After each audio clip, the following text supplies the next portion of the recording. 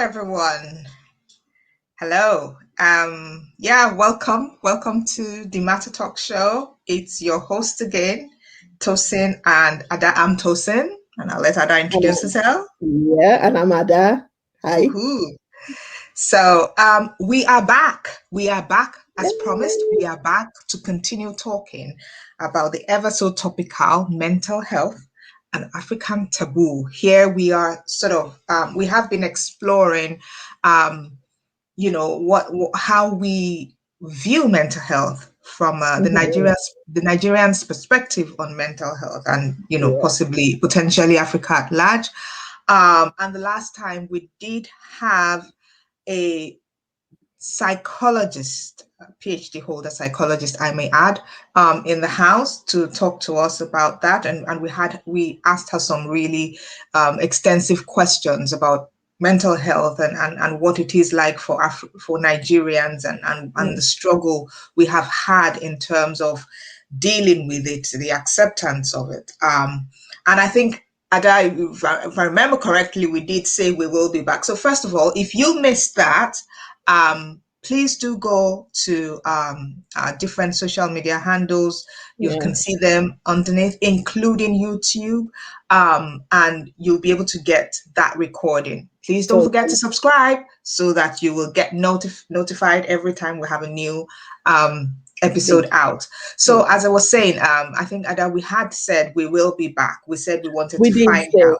Yeah. yeah, we did say we'll be back because we wanted the feedback, right? We wanted to hear what people's opinions are.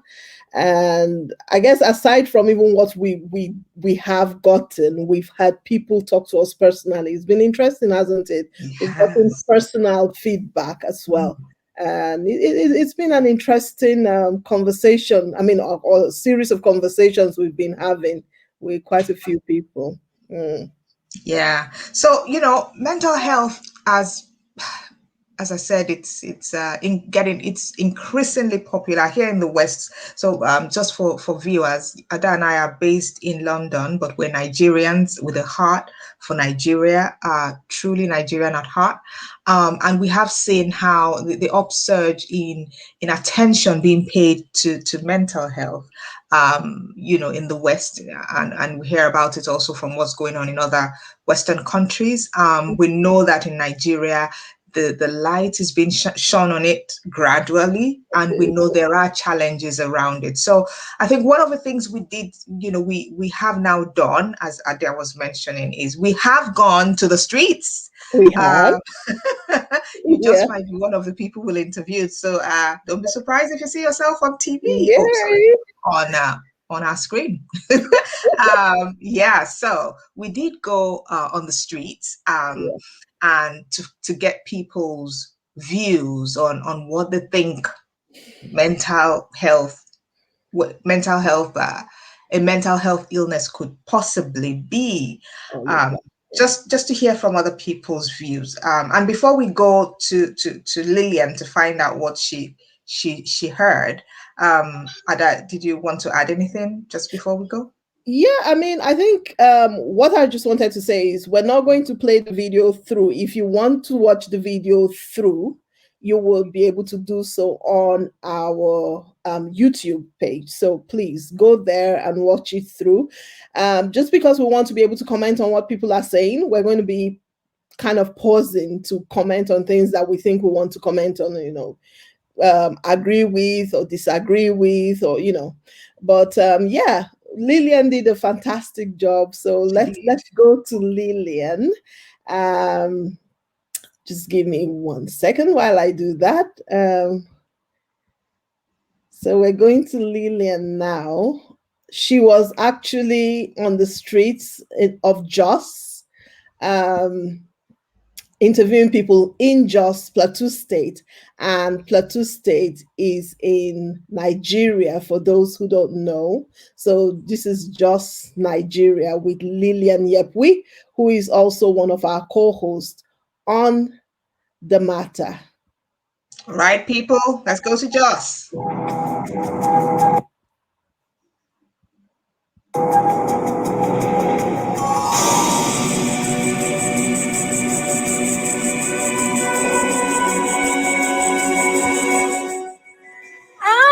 It's good to see you once again. As always, I'm Lilian Yepui.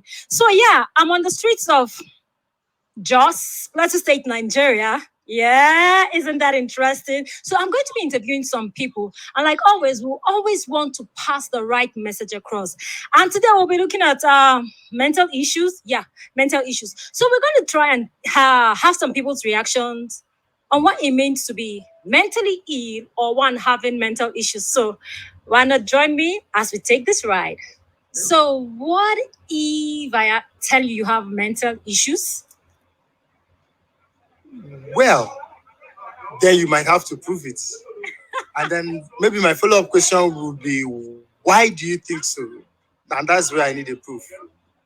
Everybody has issues.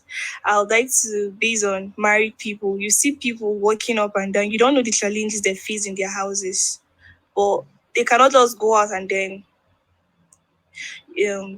like, everybody has mental issues, one thing or the other. Even if you're not married, financial issues, everybody has mental issues. I don't think so, because like, see me, I'm Okay, so I just stopped quickly there. Well, what do you think so far? Everybody has mental issues. What do you think about this lady? I liked what the young lady said just now in terms of you don't know what people are going through. You see people step out of their houses, and carry themselves the way they're dressed up and so on and so forth. But what's going on in the mind, you don't really know. And she said she sort of was trying to highlight, look, mental issues could present itself in different ways. There's some that would be as a result of financial issues, could be marital issues and so on. But that pressure could be there and you won't know. But she sort of was saying everybody does have one issue or the other. Yeah, and I think if I remember clearly, and correct me if I'm wrong, I think Dr. Wemi actually touched on that a little bit. The fact that not everyone might have a mental illness, but everyone sort of has one mental issue or the other, which is what she said. Okay, shall we continue and listen to what this young man has to say? Okay. I dress people like this. You can't see someone like me doing investment in mental, right? But people who are mentally ill is might show from the way of conversation, their dressing, and all of that, their behaviors. Yes. So, before we go to the lady, what do you think so far? I mean, I'm not sure where that is coming from, but sorry about that.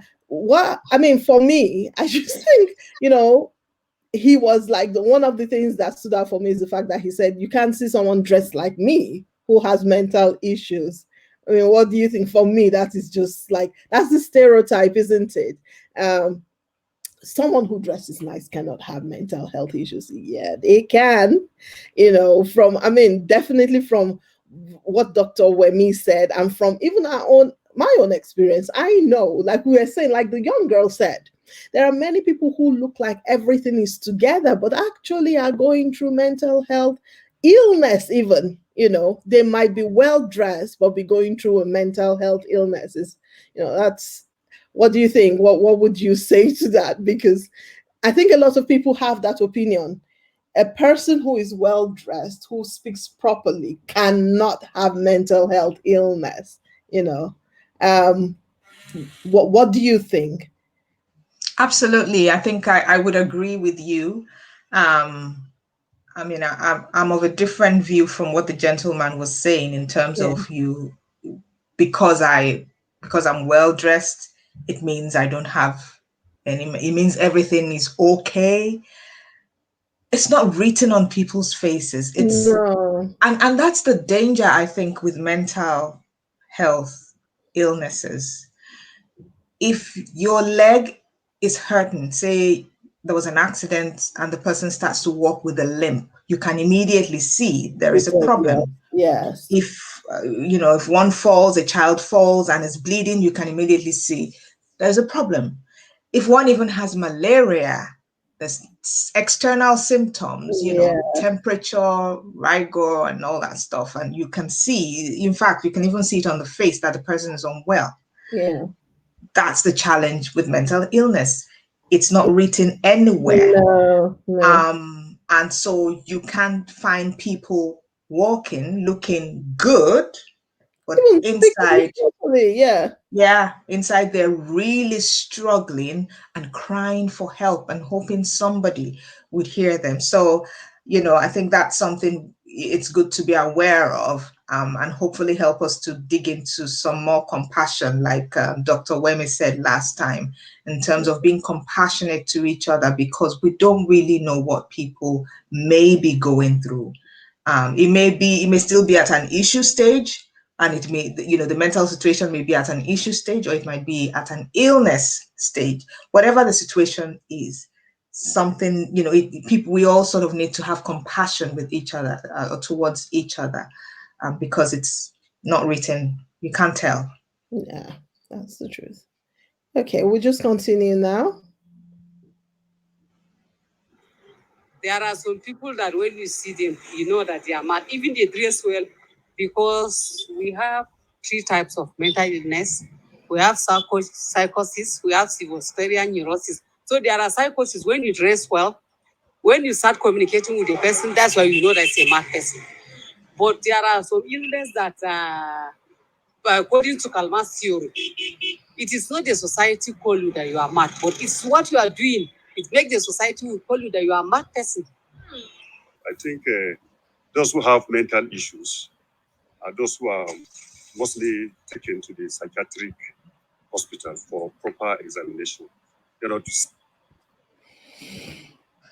Whoa, that is that is interesting. But I like what the other lady said, because she's actually helped us to bring more some more perspective, in terms of, yes, we know that particularly at the early stages, you often can't tell when someone is going through a situation, and I think that's what we're trying to say. However, as things get progressively worse, if the mental situation is not managed properly, there have been, things could deteriorate to a point where it becomes really external. For example, with depression. So, Ada and I are not experts, at all on this. We're just talking from our experiences and from what we've seen.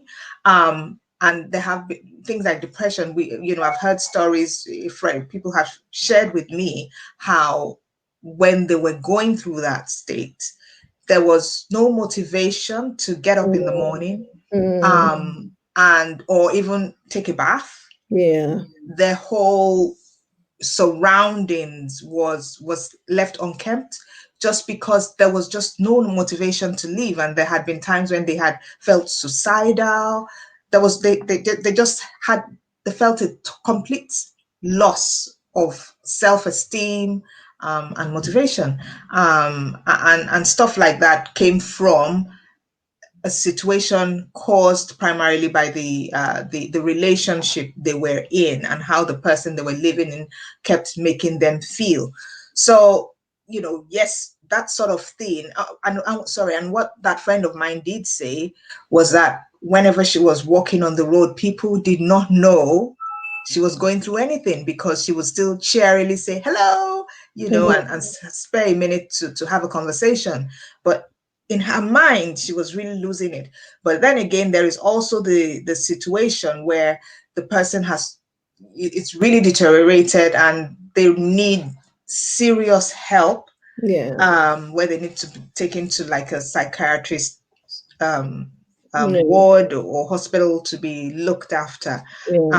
But in all of these cases, whether it's the very beginning stages where things are happening around us, or the progression, or in specific like depression stages or psychosis, the key thing is there is an issue that needs to be dealt with. Would be good to get your view, Ada. Yeah, I mean, I totally agree with everything you have said so far.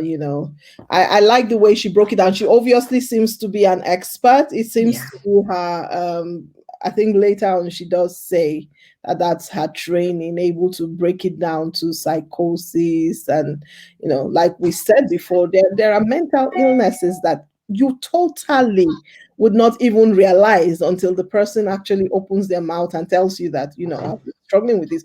For some, unfortunately, we find out the hard way. You just hear that the person has committed, suicide. I'm sure, that's just one extreme. Or you just find out, how did that happen? And you wouldn't even know. I remember the story you told the last time when we had Dr. Wemi. You talked about a talk that you listened to about a woman who did not realize that her husband had been suffering with depression till he actually committed suicide. That's how easy it is to miss it. So it kind of ties in what we said earlier. It doesn't show.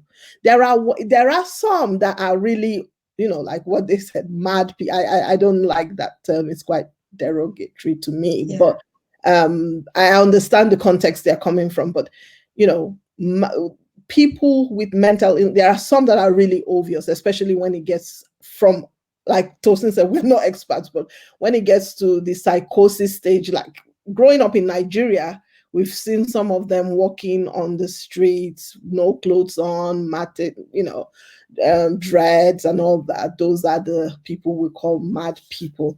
And those are probably the people who the experts will say have gotten to the probably psychosis stage. So yeah, totally I'm agreeing with you here.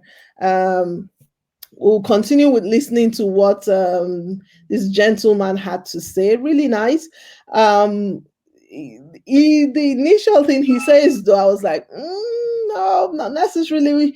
He says those who have mental issues are those who are mostly taken to the psychiatric hospital.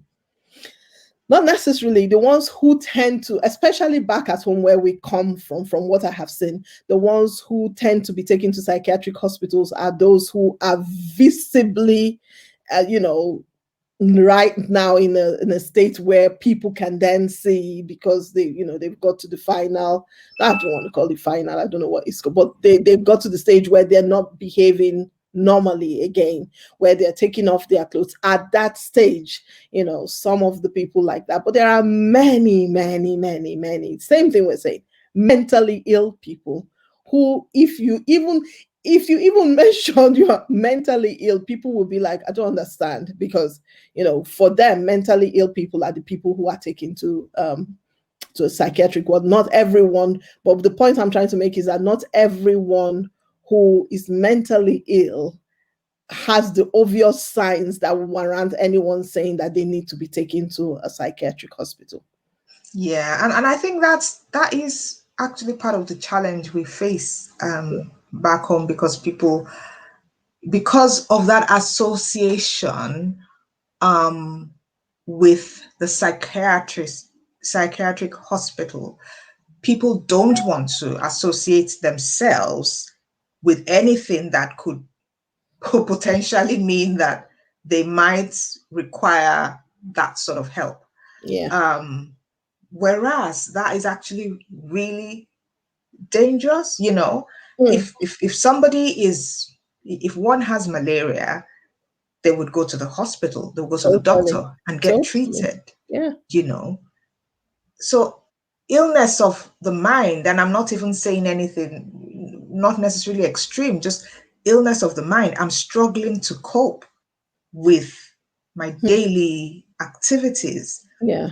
Or I'm depressed, or I just do not, I feel out of sync. And that having that being able to come forward and talk about that and therefore get the help that one needs is still something that is not quite I think quite appreciated in Nigeria. And I think we can tell from some of the things that people have kindly shared in sharing their views in this video. We can tell that, okay, some people still feel that actually if you say you're mentally ill or you have mental issues, we're saying, do you need arrow? Because I think that's what the psychiatric hospital is called in Nigeria. So yeah, Yeah, should we just continue for Yeah, that? let's go on. Let's see. What he says.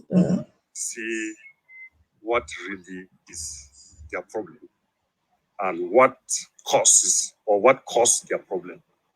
But if you are not, then means you have. If you are not, that means you are in sound health and you are okay upstairs and you do things normally. Let's first of all understand what mentality entails. We are living beings, and that does not make us mental beings at all. The ability to choose between right and wrong, to act and to withhold, makes us mental beings. So once there's issues attached to you being a mental being, then you are equally mentally ill. So once you are mentally ill, that means you have mental issues. And this can be justified based on the actions or inactions that you exhibit. So for people who find it difficult to share their problems, what advice would you have for them if they are finding it difficult to even believe in the first place that they have mental issues? What advice do you have for such people so that they will realize that they have an issue that needs to be solved and need to meet someone to help them out?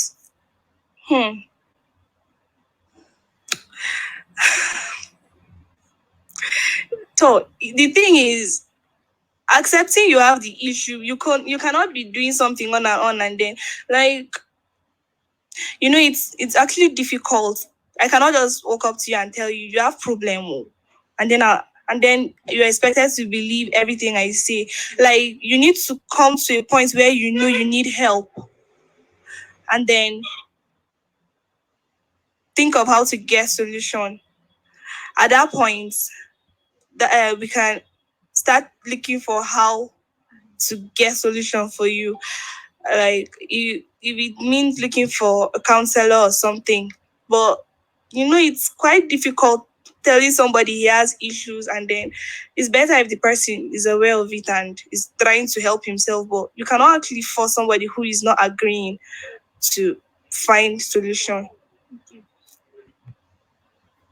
Okay. Did you want to comment on that? Yeah, I think what she said is valid. And I think we can actually, I like to simplify things.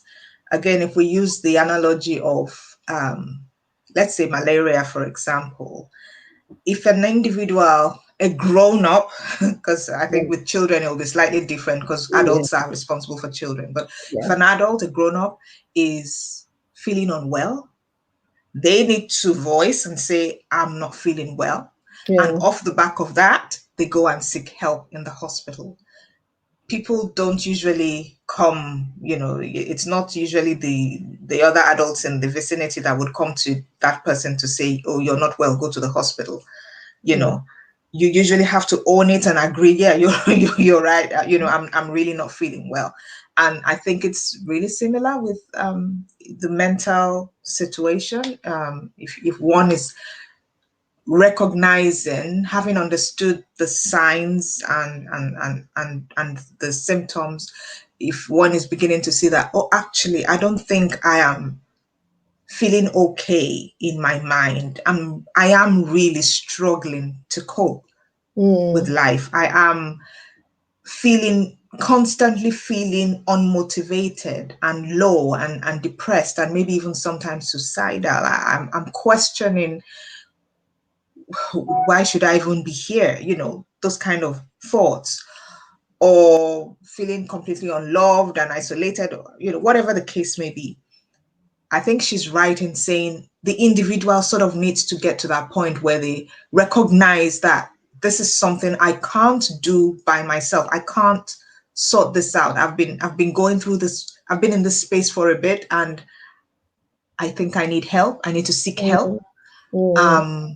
Especially because it's not written on the face. So the help could also be talking to a friend, right? And sort of saying to them, look, I'm struggling. What do you think? I'm not saying the friend would be able to solve the problem, but they say problem shared is, half solved or something like that. So the help could be that, or the help could be just outrightly going to the health services and saying to them, this is my situation, how do you help me? Or can you help me? What do I need to do? But we all sort of have to own it as adults. We need to own we are responsible for our health and well-being and how we show up in life. And so, yeah, as I said, I do agree with her view that the individual has to get to that point where they recognize that they need help and then seek that help. Yeah, I mean, I totally agree with you and with what she says. I think for me, the frustration I have is with the stigma that is still associated with this, so that when you're struggling mentally is almost a sign of weakness or a sign of not having a spirit, strong enough spiritual or prayer life to admit that you're struggling mentally. So even though it's the right thing to do, so many people would not talk about it, especially from the culture, from within our, our context and our culture, which we both know, we both understand. And even from my own personal experience, so I've also even been that critical person before. So I remember someone telling me, I didn't understand it at the time, and I mean, I'm saying this with regret, saying to me, oh, this was someone from the West, and she was like, oh, my mom suffers from depression. And my first question was, is she not a Christian? Like, how can she be suffering from depression? You just resist it, and that's because I think it's a lack of knowledge, I guess. I think we need to start talking more about it, having these conversations, normalizing it and making it okay, to not be okay, just making it okay to be, so that people are able to open up and share more. That is the truth. Like you said, it's not written on the head, and it's only you that can say when your stomach is hurting. We can't say, but it's hard again. We know people would struggle with this. People would struggle with being able to open up, because the first thing they think about is, I'm going to think I'm a crazy person now. I'm going straight to, so yeah, I think there's still a lot to do to get people to that point where they're able to actually admit that they're struggling. I mean, that would, yeah, go on. Yeah, you make a good point on that, because particularly from the Christian point of view now, you know how these things can be. In Christendom, in a place like Nigeria, you say you are feeling that way or you're struggling, you be hit with scripture. The joy of the Lord is your strength. And you immediately feel judged in addition. But I think, and these are my thoughts, I think that that had been the way things had been dealt with, maybe even in the West, where things like depression, they didn't pay as much attention to it in the past. I think the reason that it's become so topical in more recent times is because people have now come to realize that ignoring it it has not been effective. No. There have been lots of suicides as a result. The story you mentioned that I shared with you. The ladies, even after the guy died, her husband died, killed himself, and they discovered he'd killed himself. The only way she found out was because he left a note saying, "This is why I took my life." That was how she found out. So the reality is, there has been a rise in this kind of suicides and people not being able to bring themselves and just being in a place just low, and lots of cases of different categories of mental illnesses. And so that's why it's become so much more topical. And you're absolutely right. We have to help ourselves. We have to talk more. We have to be more open and upfront about these things so that people feel more comfortable to come forward. Take a formal organization, corporate organizations in Nigeria, imagine someone going, an employee saying they're struggling mentally. I don't know if they will be supported, whereas that is the asset, that's the human resource, the human capital of the organization. But because of the way it's currently viewed, very likely they will be kicked out. Because they're not bringing it. Let's not even talk about the fact that sometimes mental illness is actually caused by the practices and the pressure from the organization themselves, who obviously are trying to make money, but I'm just painting a picture here. So you're right. The reality back, in Nigeria is that people struggle to come out. They're afraid to come out and talk about it because of the stigma. We've heard a couple of people talk, and all they're thinking about is, oh, maybe the person's mentally deranged, which is so derogatory, and again prevents people from wanting to come and talk about those things. And so you're right that keep talking about it. I think I shared with you about how a CEO of one of the top, organizations in the UK came out and shared his own experience with mental health and how he struggled. And that was that was a deal. It caused a real shift. It was a game changer. And in his organization, people now talk freely about it, and they are supported, and guess what? People then become more productive, and then the organization is more profitable, so, but I think let's, so that I don't lose the point I'm trying to make here. This is someone really senior coming out to say, I struggled. That was so powerful.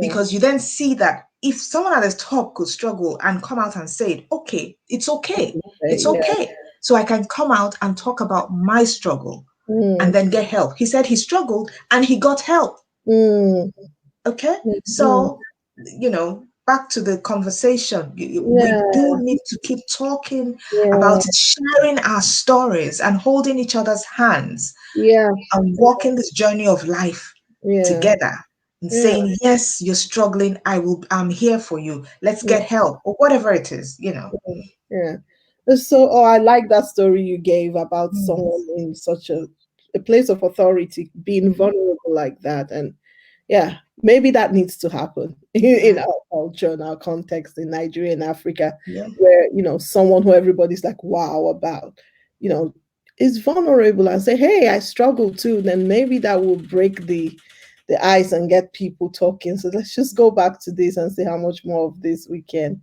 actually talk about. Depression, whatever form it comes, bipolar, whatever package it comes, okay? Once it is out of the normal, right? And then now, sometimes some of these things, you are suffering from them, you are the only one who knows.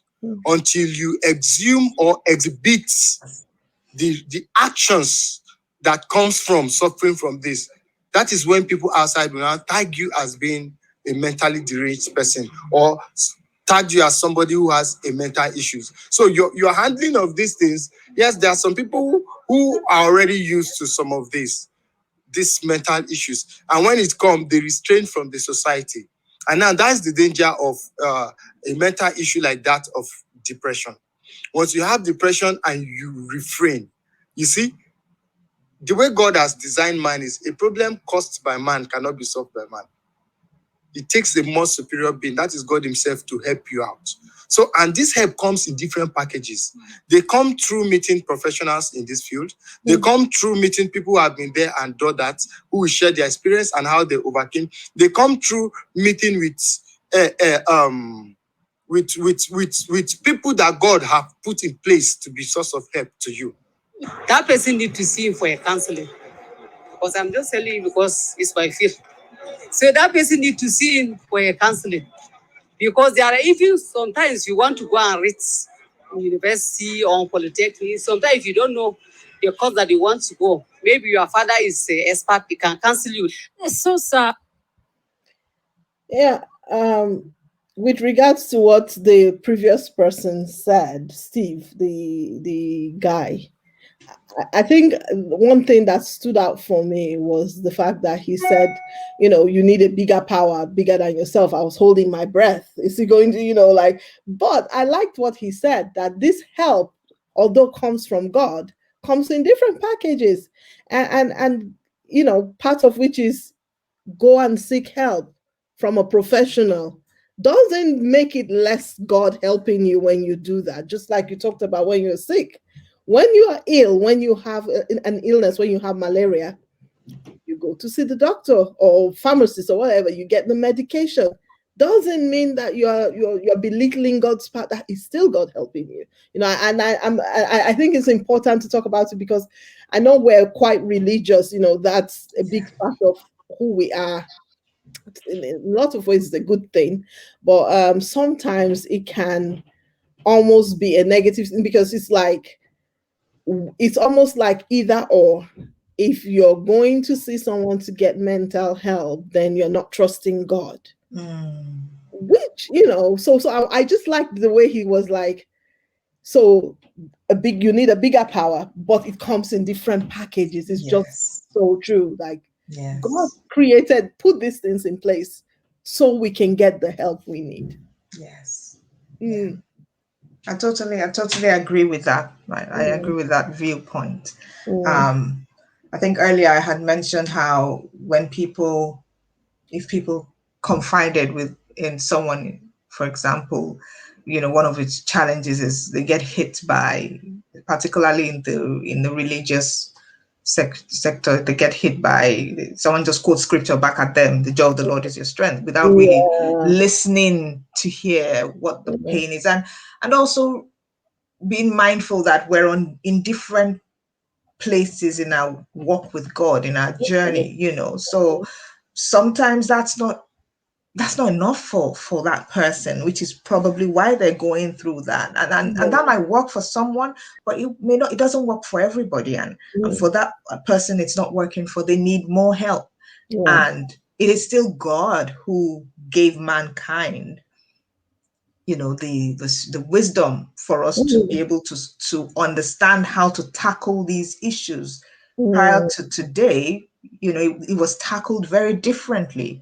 I read a book, and I won't even go into the detail around that one, but it was sometime in the 70s, and they were talking about how to deal with mental illness. The severe mental illness was not something they knew how to do. They were just exploring different drugs. Then they would just drug them, and it was not effective at all.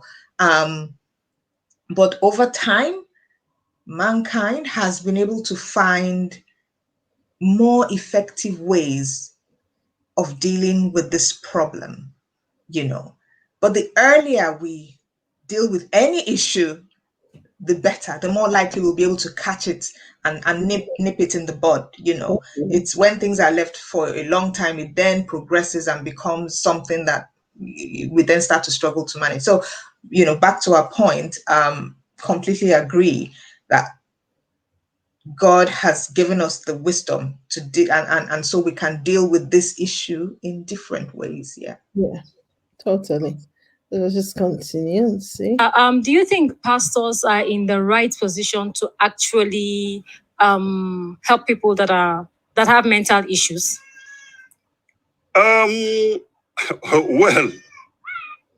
Well, as far as I'm concerned, it depends on the some pastors that I used to see, they claim to heal, people with mental issues. But to me, I cannot. There's never been proof. Do you understand? In the sense that I have never seen a mentally deranged man personally, and then after some time, maybe after the man visiting a pastor, do you understand, and he gets healed. I've not seen, so I cannot really say. I will not say they should go to a man of God. Everybody has his field of calling. A man of God should be consulted for spiritual issues. Yes. While in cases like this, you should meet a professional. At least he has gone through the process and will be able to pull you out. But a man of God should be consulted for spiritual issues and godly issues. Yeah, there's some issues that you really need a consultant, someone that you can share your emotions and your feelings with, that can also advise you and talk to you pertaining the situation you're passing through at the moment. And there's some issues that you really need a spiritual hands, like a man of God, a mom, or whatever your religion you are. There's some situation that you really need those people. You know, you can see so many people on the streets. They might moving, but their mind is not where their mind is not with them. They're thinking so many things, and so such people like that, if you can call them and talk to them, know that problem is you notice that most of them have so many pressing issues that they don't even have someone to even share with. Okay, so I think there are some issues that you need to meet a consultant, a professional in that skills that can talk to you, and there's some issues that you really need a spiritual hands to advise and pray for you. It's not every problem that God needs to that you need to go to God. There's some problem that we human beings are supposed to settle it by ourselves. On that point, my position is quite simple. Who is a pastor? Okay, this is a shepherd that God has put over you. Now, but notwithstanding, they were first of all humans before they became pastors. Okay, when you yourself know that there are some characters that your pastor exhibits, and you feel you are not even safe with him, and then you go to meet him for counseling concerning issues like this, that means you are neck deep into mental issues.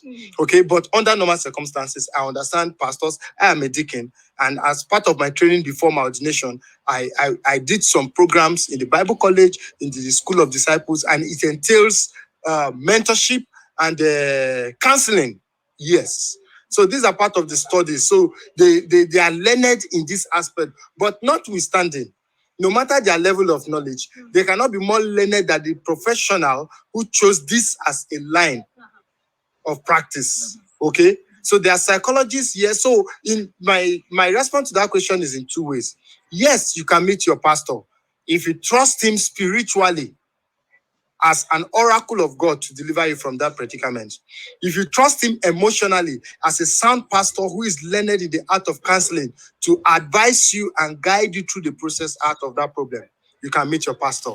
Okay, then you can also meet a professional in that field, a counselor, a consultant who can consult you, give you medications, take you through therapy out of that problem. So I think what I would advise is see the two of them as God sent. Forget pastor, forget doctor, forget professional, because they are on a mission to deliver you or to help you out of a problem. Counseling is Okay, so do we talk to our pastors? Do we not? It's a very tricky one, isn't it? I remember asking Dr. Webby about it, and she was treading very carefully with that one. It's interesting to hear people's opinions. It's very interesting to hear what different people are saying. My own layman opinion would be the pastors have their role, and it's an amazing and very important role. Your pastor, your religious leader has their role, and we're not trying to say that role is not valid. It's very valid. It's very important. But with regards to a case which is clearly a mental health issue, I'm not saying, my opinion, and I again make a disclaimer, I'm not professionally trained. This is my own personal opinion as a lay person. My own opinion would be that, yeah, okay, you can talk like what Steve said. You can talk to your pastor. For me, I think from a point of view of just, this is what I'm going through, I think it is then the pastor's responsibility. Again, it has to be a pastor you trust.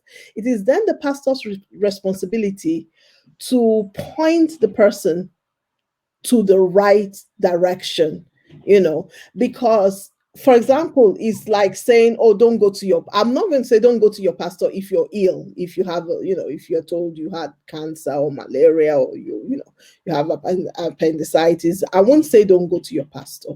However, I think that pastor will be very unwise if they are like, "Right, I prayed for you. Don't go to the hospital. Don't go to any."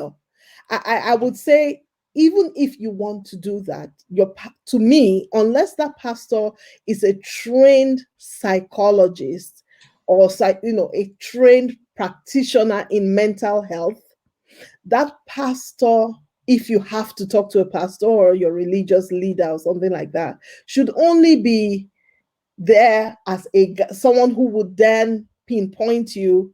Is that the word? So who would then just point you towards the right direction? And for me, I would say this is more on the pastors than even the people, because we come from a culture where with everything, you go to your religious leaders, you go pray for me, yes. But I think it would be so wrong of the pastors not to also then say, "Okay, thanks, we will pray, but go and see." So because they are not I don't want to generalize, but a lot of pastors are not trained to handle a lot of mental health problems. I'm not talking of problems that are not mental health, because remember, what we're talking about today is mental health illness. Sorry, not just problems, mental health illness. So everything I'm talking about is in the context of mental health illness. I'm not saying don't talk to your pastor, or I'm not saying pastors don't counsel people, but I'm just saying when it is clear, and I think that's something for me, I would say train pastors to realize where this is not, I can't handle this. You need to talk to someone who is actually trained in this. I don't know. It's I don't know if it's a humility. It's just being real and accepting the fact that this is not my training. I wasn't trained for this. So moving forward, you will need to talk to a therapist or someone who has been trained. So it's tricky. It's really tricky. But what do you think, Tosin? Well, I'm sorry, but I'm going to put you on the spot now. Oh, my life. Would you Yeah. talk to your pastor if you had if we're going through mental illness? No, because me here living where I live, no, I won't. And I have been in the situation where I felt like, I don't know if I was going to, I felt like I needed therapy, because of something I was going through. I didn't. I prayed. I spoke to people who were close to me, close to my heart, my close friends, my prayer partners. However, I got therapy. I went and saw a therapist. No, I didn't talk to my pastor. To answer your question, I spoke to a therapist. Okay. And I think it's same with me. I wouldn't talk to my pastor, whether in Nigeria or here, if I was going through a mental health situation. I would talk to somebody who is trained to understand the framework. So, when dealing with mental illness, there is a certain approach, and people are trained in how to handle this sort of things. Sometimes they need to go back with you into your past, or to get to the bottom of what the issue is, and that needs to be managed delicately and carefully. Otherwise, it could, if not properly managed, it can actually trigger something else that leaves the person worse than they are.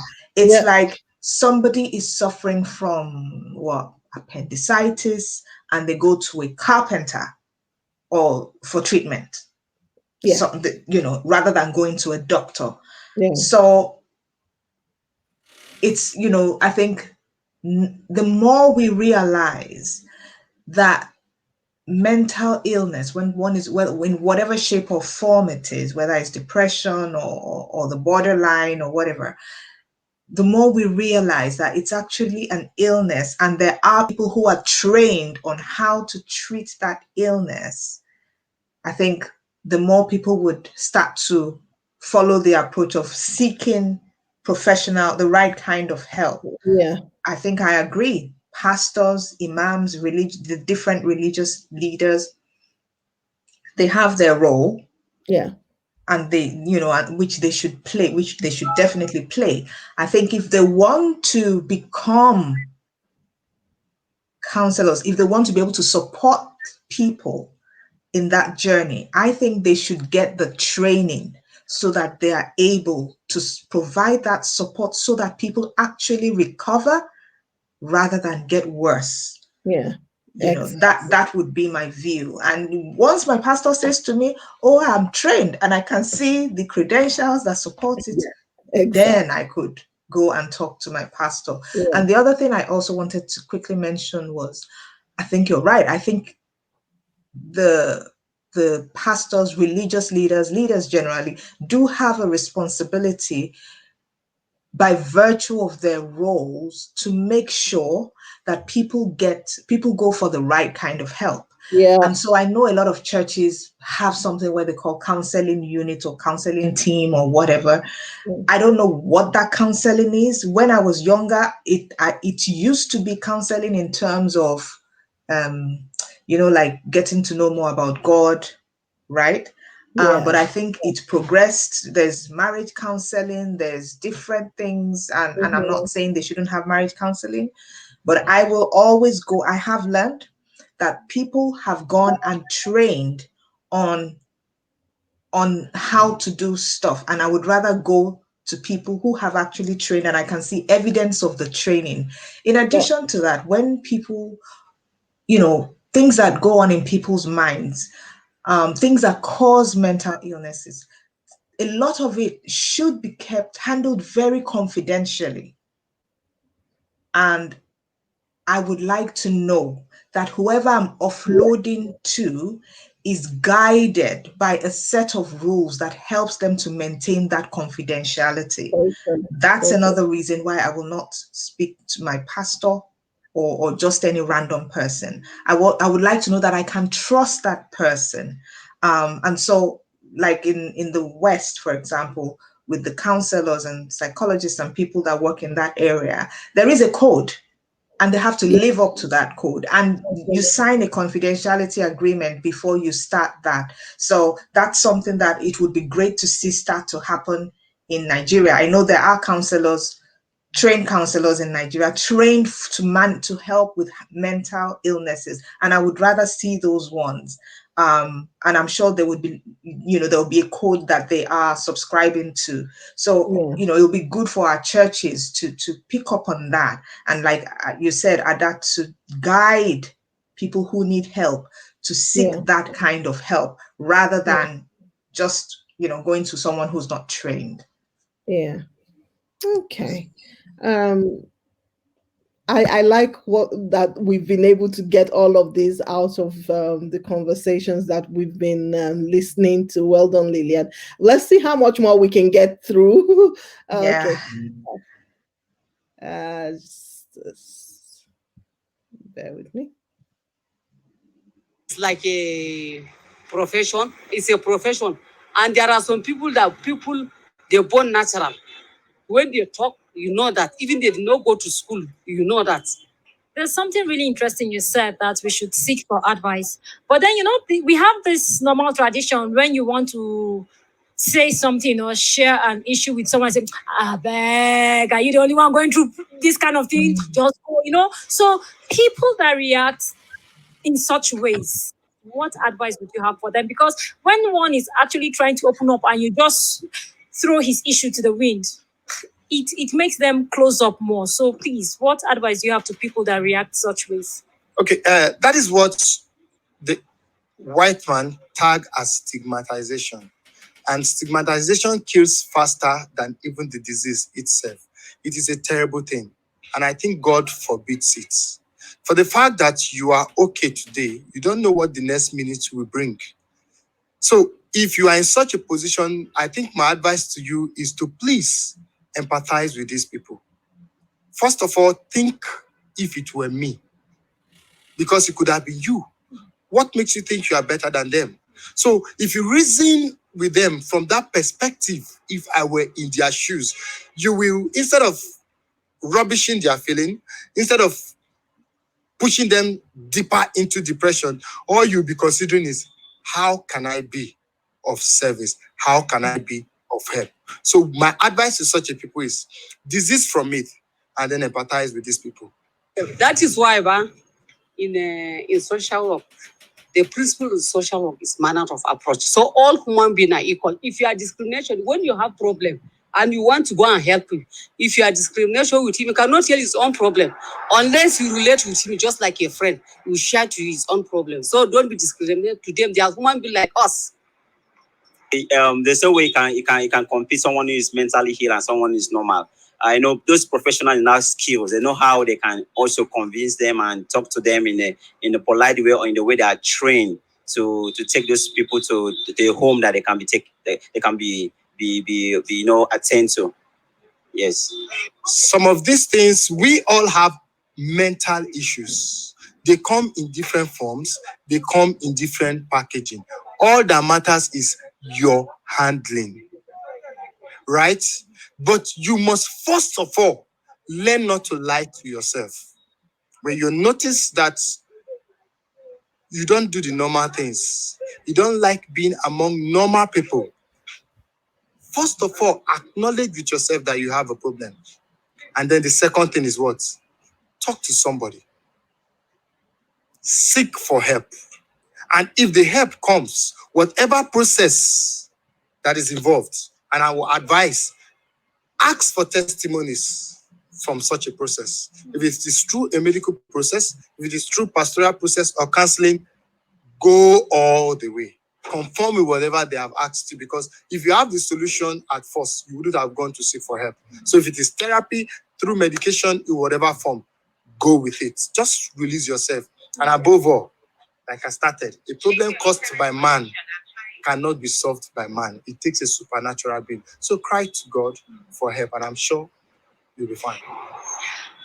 Okay, so from all you have heard so far, there are people that believe that people have mental issues, and there are those that don't believe that the everyday man has mental issues, even though at the end of the conversation, they agree that people have issues that they need to handle.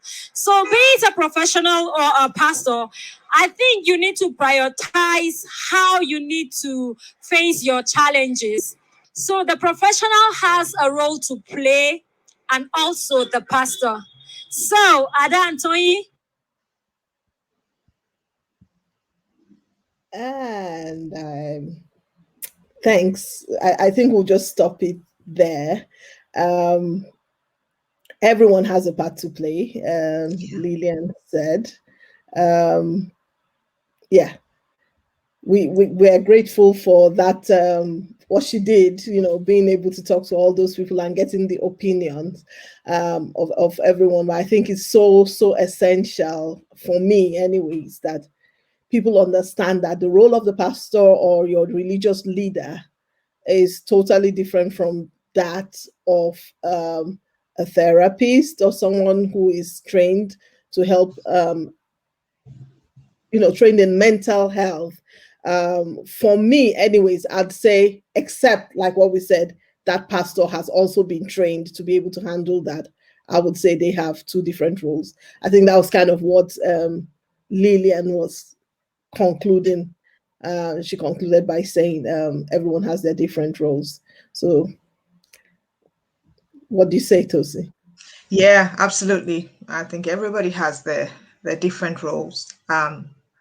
And so we should, when we have these challenges, we should go to the right people to get the help. But I quite like what the one of the gentlemen was saying, and I think we mentioned it at the beginning, about empathy, compassion, for each other. I think that is so key. Looking out for each other. Be your brother's keeper in simple terms. And of course, pray to, whoever you believe in. I'm a Christian. I would pray to God, and trust him for help. So I think that brings us to the end of today's show. We do hope you have found it helpful. Um, we intend to bring a specialist, an expert in these matters, to talk to us some more. So, we would welcome if there's any particular area of mental health you are looking for insight into, or if you have questions on any of the things we've talked about. You can see we have our contact scrolling across the screen. So please do pop your questions, your thoughts, your requests across to us. And we will try our best to address these things. But for today, from Ada and myself, we want to say thank you for being very much part of this show, and see you next time. See you. Thank you so much. Bye-bye.